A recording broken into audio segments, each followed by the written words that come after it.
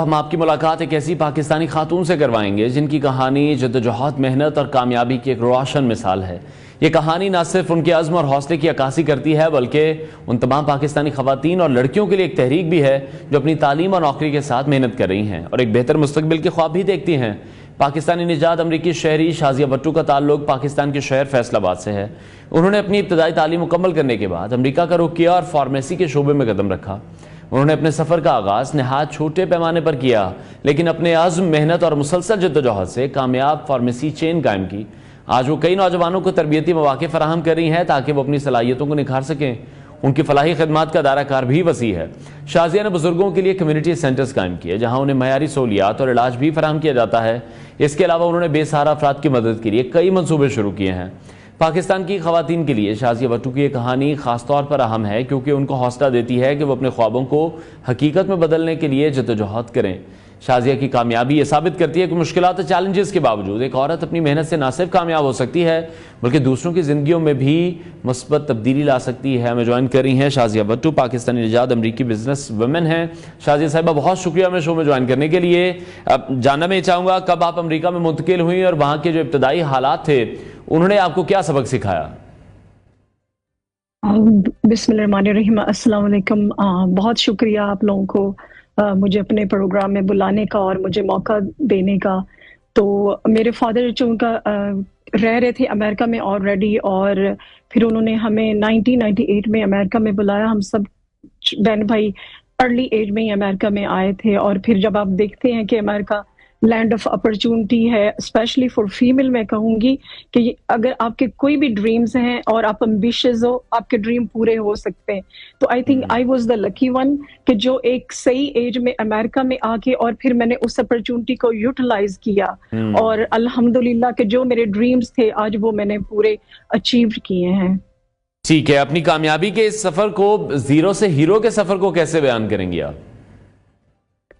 I think ہر کامیاب انسان کے پیچھے کسی نہ کسی کا ہاتھ ضرور ہوتا ہے۔ میں سب سے پہلے جو کریڈٹ دینا چاہوں گی اپنے فادر کو دینا چاہوں گی، کیونکہ بیسکلی جو ہمارا ایک چھوٹا سا گاؤں ہے بہت بیکورڈ ہے، اسپیشلی لڑکیوں کے لیے تو بہت ہی، آج بھی پہلے سے تو بہتر ہے خیر، لیکن اس وقت تو یہ تھا کہ ایک فیمیل کے لیے آپ اسکول کالج کا سوچنا، جاب کا سوچنا ایسے تھا کہ یو کی ناٹ ایون امیجن، جانا تو دور کی بات ہے۔ تو میں اپنے فادر کو کہوں گی کہ he was the only one اس ایریا میں سے جو یو ایس اے میں آئے اور اپنے پورے بچوں کو یہاں پہ لایا اور اپنی بیٹیوں کو وہ فریڈم دیا کہ آپ اپنی لمٹ میں رہتے ہوئے آپ سب کچھ وہ اچیو کر سکتے ہیں۔ تو الحمدللہ ہم نے کبھی اپنا کلچر، مذہب، اس چیز کو، اپنی لمٹ کو کبھی کراس نہ کرتے ہوئے وہ سب ڈریمز پورے کیے ہیں، اور انشاءاللہ جو اور بھی ہیں جہاں تک ختم نہیں ہے وہ انشاءاللہ پورے ہوں گے۔ ٹھیک ہے انشاءاللہ۔ اچھا شازیہ، کتنی فارمیسیز آپ بنا چکی ہیں ابھی تک اور ان کے ذریعے کتنے نوجوانوں کو سیکھنے کے مواقع فراہم کر چکی ہیں؟ آئی تھنک لاتعداد جو ہیں اسٹوڈنٹس آئے ہیں اسپیشلی پاکستان سے جو ہیں۔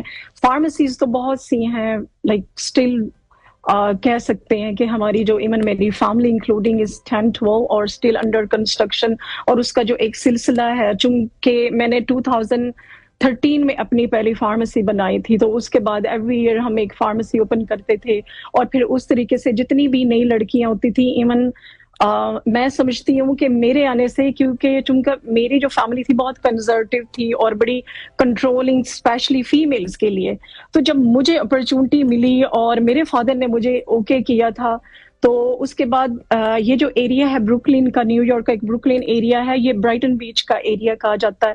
تو یہاں پہ فیملیز یوزلی وہی ہیں جو ایک ایریا سے اپنی فیمیل کو الاؤ نہیں کرتی تھی۔ تو میرے فادر نے جب اوکے کیا تو پھر مجھے موقع ملا اور لوگوں نے مجھے کافی سپورٹ کیا۔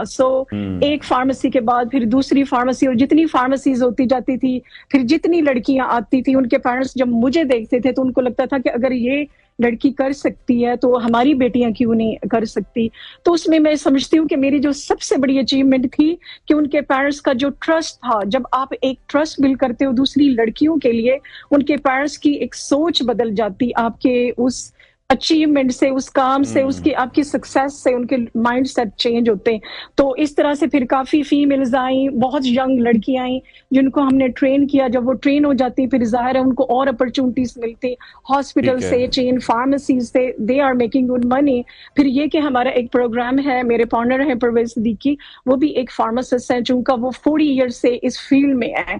फिर हमने एक प्रोग्राम इंट्रोड्यूस किया कि जितनी भी यंग लड़की हमारी कम्युनिटी की है, हम उनको हेल्प करते हैं, उनको फार्मेसी स्कूल के लिए प्रिपेयर करते हैं।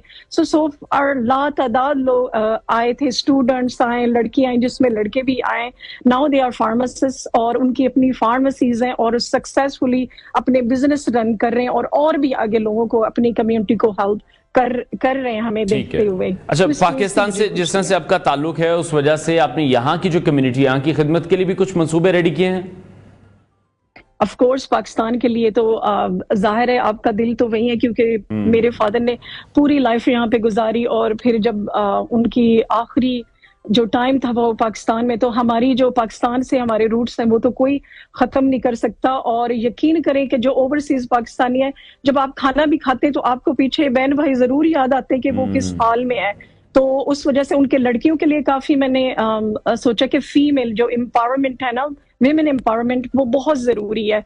चूंकि हमारे 65% आबादी हमारी वो घर में बैठ के खाती, जो हमारी फीमेल्स है, मेल्स यूजली जाते हैं रोजगार तलाश करते, तो वो बहुत जरूरी कि हम उनको ट्रेन करें, नॉट ओनली के तालीम में जाएं, उनको स्किल्स ऐसे दें कि वो एक इनकम जनरेट कर सके और अपनी फैमिली को सपोर्ट कर सके। नो मैटर अच्छा टाइम आए, उसके बाद अगर बुरा टाइम आता तो आपको पता नहीं है कि उसको कैसे हैंडल करना है।